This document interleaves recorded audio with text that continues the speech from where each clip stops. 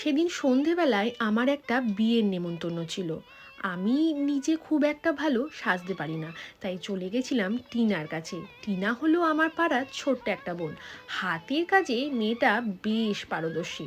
ওর কাছে আমার একটাই আবদার ছিল, আমাকে একদম লাইট মেকআপ করে দেবে, চুলটা যেহেতু আমার শর্ট তাই একটা ভালো হেয়ার স্টাইলও করে দেবে, আর শাড়িটাও পরিয়ে দেবে। আর এই সব কথা মাথায় রেখে মেয়েটা আমাকে এত সুন্দর একটা মেকওভার দিয়েছে। তোমরা ভিডিও শেষে গিয়ে সেটা দেখতে পাবে।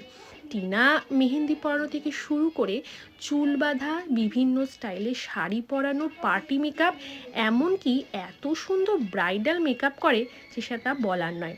তোমরা যারা কাটোয়া থেকে দেখছো, যদি এরকম মেকওভার পেতে চাও একদম কম প্রাইসে, তোমরা আমাকে কমেন্টে জানিও।